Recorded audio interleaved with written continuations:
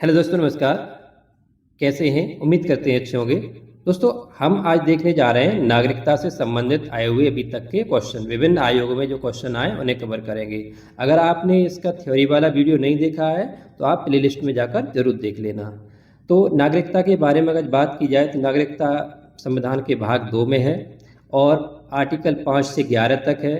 जो भारत में नागरिकता है वो सिंगल सिटीजनशिप की यानी एकल नागरिकता की बात की गई है। ये जो ली गई है वो ब्रिटेन से ली गई है, एकल नागरिकता का अगर प्रावधान किया जाए तो। ठीक है, ये चीज़ याद रखना। और इससे संबंधित अगर आपको और ज़्यादा डिटेल में पढ़ना है तो ये थ्योरी वाली वीडियो जरूर देख लेना। अभी हम देखते हैं क्वेश्चन जो अभी तक विभिन्न आयोगों में आए हुए हैं। तो चलिए दोस्तों, देर न करते हुए शुरू करते हैं क्वेश्चनों को। तो पहला क्वेश्चन है, भारत के संविधान के किस भाग में नागरिकता से संबंधित प्रावधान है? तो किस भाग में है? तो ये तो यहीं दिखाई दे रहा है, तो भाग 2 में है। ठीक है, किसमें? भाग 2 में है। दूसरा क्वेश्चन है, भारतीय संविधान के कौन से अनुच्छेद नागरिकता से संबंधित हैं? तो अभी बताया ही था आपको, 5 से 11 के बीच में क्या है? सिटीजनशिप की बात की गई है। तो नागरिकता कहाँ से कहाँ तक है? 5 से लेकर 11 तक। नेक्स्ट क्वेश्चन देखते हैं, भारत में नागरिकता की निम्नलिखित विशेषताओं में से कौन सी सही है? यानी ये कहना चाह रहा है नागरिकता की कौन सी विशेषता भारत में पाई जाती है? तो राज्य और राष्ट्र की दोहरी नागरिकता, तो ये तो नहीं है। ठीक है, क्योंकि हमारे यहाँ सिर्फ और सिर्फ एक ही नागरिकता है। राज्य की एकल नागरिकता, ये भी नहीं है।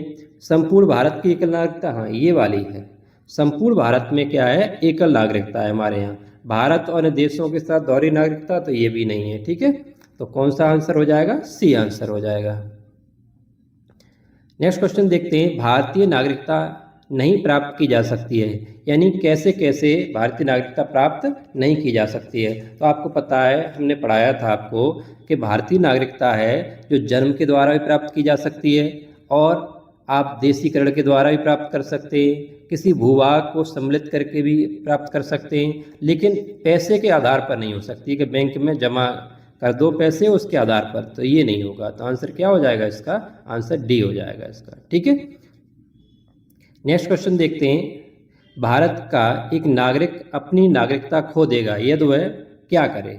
यानी अगर कोई भारत का नागरिक है और वो नागरिकता कैसे कैसे खो सकता है, यानी नागरिकता से कैसे वंचित हो सकता है, तो इसमें ये पूछ रहा है आपसे। तो कह रहा है भारत की नागरिकता त्याग दे, तो ये बात सही है। भारत की नागरिकता अगर त्याग देता है तब क्या हो जाएगा?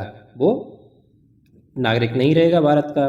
दूसरी बात है, स्वेच्छा से अन्य देश की नागरिकता प्राप्त कर ले, तो ये भी बात सही है। स्वेच्छा से अन्य देश की नागरिकता प्राप्त कर ली तो वो भारत का नागरिक नहीं रहेगा। किसी अन्य देश की नागरिक से विवाह कर ले, तो ऐसा कुछ नहीं है ना, कि विवाह करने से किसी की नागरिकता चली जाए, ऐसा नहीं होता है। और सरकार की आलोचना करने से, तो ये तो दोनों नहीं होंगे। ठीक है, 3 और 4 नहीं होंगे, 1 और 2 किस में है? वो आंसर हो जाएगा। तो सी आंसर हो गया इसका। ठीक है, इस चीज़ को, यानी नागरिकता अगर कोई त्याग कर देता है या अन्य देश की नागरिकता प्राप्त कर लेता है तब क्या हो जाएगा? उसकी नागरिकता समाप्त हो जाएगी। नेक्स्ट क्वेश्चन देखते हैं कि भारत के संदर्भ में निम्न कथनों पर विचार कीजिए। अब ये कह रहा है भारत में केवल एक ही नागरिकता और एक ही अधिवास है। तो देखो, ये कह रहा है कि भारत में क्या है कि सिर्फ और सिर्फ एक ही नागरिकता है और एक ही क्या है? अधिवास है। ये बात सही है, क्योंकि हमारे यहाँ जो एक ही नागरिकता और एक ही मूल्यवास बनता है, हमारे यहाँ मूल्यवास दो दो नहीं बनते हैं। ठीक है, तो अधिवास का मतलब देखो, ये ऐसा नहीं है कि आप कहीं दूसरी जगह जाके रहने लग गए थोड़े बहुत समय के लिए तो वो अधिवास, ऐसा नहीं। अधिवास का मतलब है परमानेंट आपका डोमिसाइल कहाँ से बनेगा। ठीक है, यानी कहाँ रह रहे हो आप। तो जैसे पढ़ने वाले अपन लोग हैं तो वो कहीं, कोई बाहर रह रहा है, कोई दिल्ली रहेगा, कोई इलाहाबाद, मतलब अलग अलग जगह पर रहेंगे, लेकिन उसका डोमिसाइल क्या लगता है? अपने जिस जगह से वो आया है। इसीलिए अधिवास क्या है? डोमिसाइल एक ही होता है और नागरिकता भी एक ही होती है। तो ये बात क्या हो जाएगी? सही हो जाएगी। और दूसरी बात कह रहा है, ये जो व्यक्ति जन्म से नागरिक होगा वही क्या होगा? राष्ट्राध्यक्ष बन जाएगा, ऐसा नहीं है। ये ऐसा कहीं भी नहीं लिखा है हमारे यहाँ कि हमारा जो राष्ट्रपति होगा कि वही बन सकता है कि जो क्या है? जन्म से नागरिक हो। ये हमारे यहाँ नहीं है। ये कहाँ पर पाया जाता है? यूएसए में पाया जाता है। यूएसए में क्या पाया जाता है कि राष्ट्राध्यक्ष कोई बन सकता है और जन्म से नागरिक हो। तो हमारे यहाँ पर क्या है?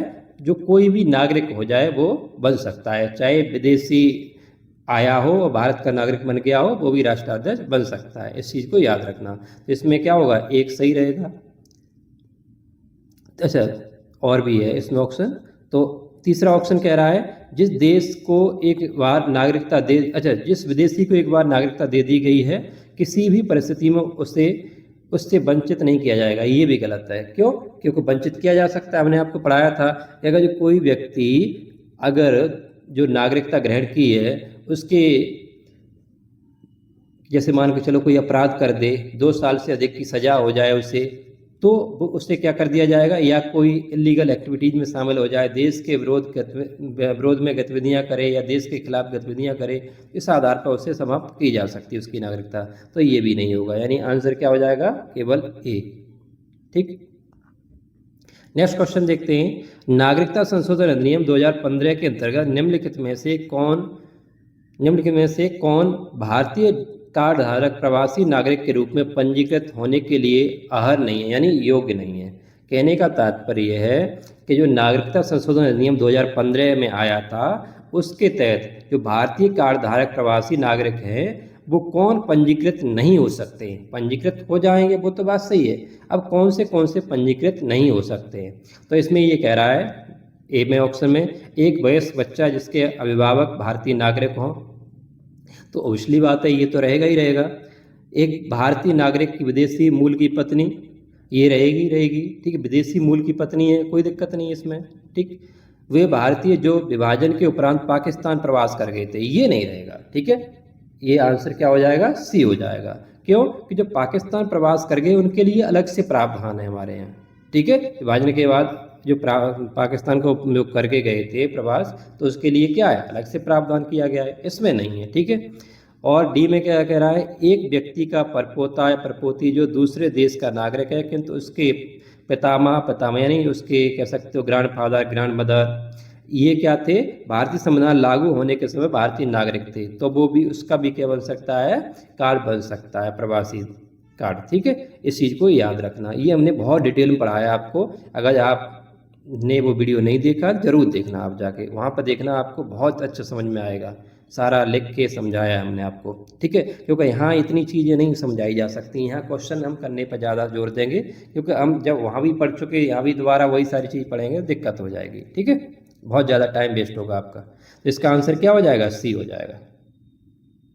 नेक्स्ट क्वेश्चन देखते हैं, निम्नलिखित कथनों पर विचार कीजिए। अब ये कौन से कथन है, नागालैंड, असम, मणिपुर, आंध्र प्रदेश, सिक्किम, मिजोरम, अरुणाचल प्रदेश तथा गोवा की प्रादेशिक मांगों को देखते हुए भारत के संविधान में कुछ जो प्रबंध रखे गए हैं वो किस में रखे गए हैं, 371 ए से लेकर 371 आई, ये ध्यान रखना, ये आई है। ठीक है, ये आई है, हम इसे सही करके दे देंगे आपको। 371 आई तक अंतर्दिष्ट हैं, यानी अंतर्विष्ट है। अंतर्विष्ट का मतलब ये है वहाँ पर समाहित हैं। कहने का तात्पर्य ये आप समझ लो शुद्ध भाषा में, यानी आसान भाषा में, कि नागालैंड, असम, मणिपुर, आंध्र प्रदेश, सिक्किम, मिजोरम, अरुणाचल प्रदेश, गोवा के लिए कुछ प्रादेशिक मांगों को देखते हुए 371 आर्टिकल के तहत उनको स्पेशल कुछ चीज़ें दी गई हैं। ये बात सही है। ठीक है, इसमें बाद में जाके तो जे भी आ जाएगा। ठीक है, इसमें कर्नाटक वगैरह का जो प्रावधान दिया गया है। ठीक है, इस चीज़ को याद रखना, लेकिन इसमें इतना दिया है जो सही दिया है। ठीक, उस समय का क्वेश्चन है, ये 2005 में आया हुआ क्वेश्चन है, आईएएस का क्वेश्चन है। भारत तथा, दूसरा ऑप्शन है, भारत तथा संयुक्त राज्य अमेरिका के संविधानों में 2 राजतंत्र हैं, संघ और राज्य हैं, किंतु नागरिकता एक है। तो ये तो बात गलत हो जाएगी। हमारे यहाँ 2 तो होते नहीं हैं, हमारे यहाँ क्या है, राज्य क्या है, अमेरिका में राज्य और संघ अलग अलग होते हैं, लेकिन हमारे यहाँ पहली बात तो ये कि राजतंत्र है ही नहीं हमारे यहाँ क्या है, गणतंत्र है। तो ये वाला तो और एक गहरी नागरिकता तो है, लेकिन हमारे यहाँ अलग अलग नहीं है। ठीक है, तो ये वाला भी दूसरा भी गलत हो जाएगा, इसमें पहला वाला तो सही है। ठीक है, तीसरा कह रहा है, कोई व्यक्ति जो देशीकरण द्वारा भारत का नागरिक है कभी भी अपनी नागरिकता से वंचित नहीं किया जा सकता। देखो ऐसा आप एक चीज़ ध्यान रखना, जिसमें अतिशयोक्ति हो, यानी एक्सट्रीम लेवल यहाँ पर क्वेश्चन में बात की जा रही है, उसे आप बहुत समझदारी से पढ़ना, बहुत हिसाब से देखना। क्यों? क्योंकि वहाँ पर इतना एक्सट्रीम लेवल कैसे हो सकता है, किसी को नागरिकता एक बार दे दी गई उसकी वंचित ही नहीं हो सकता है, नागरिकता ली नहीं जा सकती है। अगर जो कोई इलीगल एक्टिविटी करेगा, कहीं दूसरे देश का जाकर नागरिक बन जाए, तो हमारे देश का रहेगा ही नहीं। जो हमारी नागरिकता की विशेषताएं वो तो रहेंगी ही रहेंगी ना। तो ये ऐसा नहीं हो सकता है कोई देश की हमने कोई भूमि किसी की शामिल की और वो नागरिक बन गया, उसे हम कभी निकाल ही नहीं सकते, या वो इलीगल एक्टिविटीज भी करता है तब भी नहीं हम भगा सकते, तो ऐसा नहीं है। ठीक है, तो ये तीसरा भी क्या हो जाएगा, गलत हो जाएगा। तो इसका आंसर क्या रहेगा, ओनली एक, यानी डी आंसर रहेगा। ये यूपीएससी का क्वेश्चन है, थोड़ा संभाल के पढ़ोगे तो अच्छी तरह से हो जाए। नेक्स्ट क्वेश्चन देखते हैं, किस देश में दोहरी नागरिकता का सिद्धांत स्वीकार किया गया है। अब ये कह रहा है किस देश में दोहरी नागरिकता है। देखो अब ऐसे भी क्वेश्चन कभी कभी आ जाते हैं, तो देखो भारत में कह रही नागरिकता है, कनाडा में कह रही है, ऑस्ट्रेलिया में कह रही है, लेकिन अमेरिका में क्या है, दोहरी नागरिकता है। तो इसका आंसर क्या हो जाएगा, डी हो जाएगा। आंसर क्या होगा, डी, क्योंकि अमेरिका में राज्य और केंद्र की अलग अलग नागरिकता होती है, आपको पता है, हमने पढ़ाया था आपको। नेक्स्ट क्वेश्चन देखते हैं, निम्न में से कौन नागरिकता के अर्जन हेतु शर्तों को नियत करने के लिए सक्षम है। कहने का तात्पर्य ये कहना चाह रहा है आपसे कि नागरिकता से संबंधित शर्तें और नियम कौन बनाता है। तो सिंपल सी बात है, शर्त और नियम बनाने का अधिकार संसद का है। क्यों, क्योंकि नागरिकता हमने आपको बताया था क्या है, केंद्रीय सूची का विषय है और गृह मंत्रालय के अंडर आता है ये। ठीक है, तो जब केंद्रीय सूची का विषय है तो केंद्र कानून बनाएगा, तो कानून कौन बनाएगा, केंद्र में संसद बनाएगी। इसका आंसर क्या हो जाएगा, डी हो जाएगा, संसद इसके लिए। ठीक है, सही लिख लेना, संसद।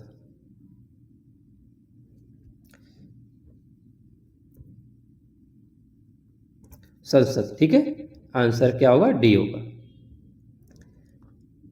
नेक्स्ट क्वेश्चन देखते हैं, नागरिकता अधिनियम 1955 के अंतर्गत पंजीकरण द्वारा भारतीय नागरिकता प्राप्त करने के लिए भारतीय मूल के व्यक्ति को भारत में कितने वर्ष बिताने होंगे।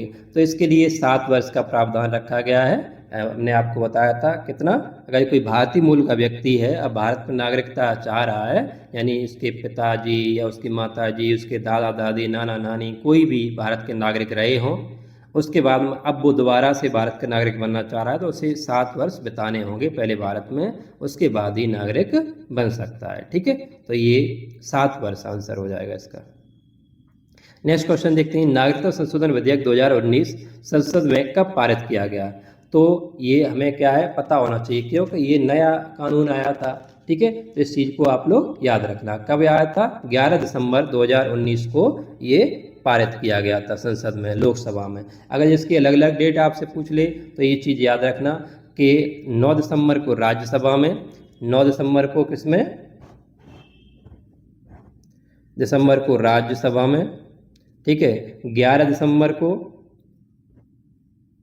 दिसंबर को लोकसभा में।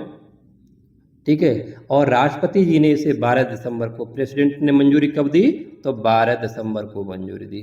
कब, 12 दिसंबर को, 12 दिसंबर 2019 को। और अगर इसकी बात की जाए कि ये लागू कब किया गया, तो लागू किया गया है ये 11 मार्च 2024। कब, 11 मार्च 2024 को, 11 मार्च, देखो ये सारी डेटें याद रखना, ये पूछी जा सकती हैं, 2024। ठीक है, ये लागू किया गया। ठीक, याद रखना। इसमें अगर आपसे पूछा जाए कि ये क्यों लाया गया, इसका उद्देश्य क्या था, तो इसका उद्देश्य एक ही था कि अफगानिस्तान, बांग्लादेश, पाकिस्तान में उत्पीड़ित जो अल्पसंख्यक समूह के लोग हैं उन्हें क्या है, भारत की नागरिकता देना। ठीक है, नेक्स्ट इसमें क्वेश्चन है, देखो ये क्वेश्चन भी है, नागरिकता संशोधन अधिनियम 2019 का उद्देश्य क्या है। तो इसमें उद्देश्य क्या है, अफगानिस्तान, बांग्लादेश और पाकिस्तान में उत्पीड़ित अल्पसंख्यक समूहों को नागरिकता प्रदान करना।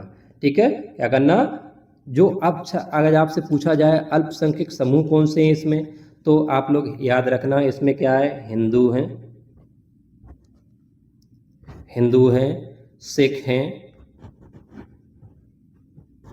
सिख हैं, बौद्ध हैं। ठीक है, बौद्ध हैं, याद रखना, और जैन हैं, और क्या है, पारसी, और एक ईसाई है,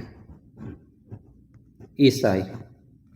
ठीक है, तो ये कितने हो गए, देखो ईसाई, हिंदू, सिख, बौद्ध, जैन, यानी 6 कम्युनिटी ऐसी हैं, उन्हें नागरिकता प्रदान की जाएगी। इस चीज़ को आप याद रखना। अगर आपसे पूछ लिया जाए कि ये कौन से लोग होंगे जिन्हें ये नागरिकता प्रदान की जाएगी।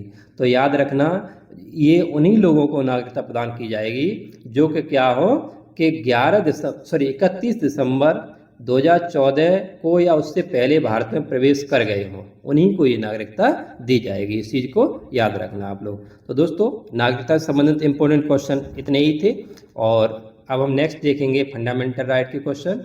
तो आज के लिए इतना ही, धन्यवाद।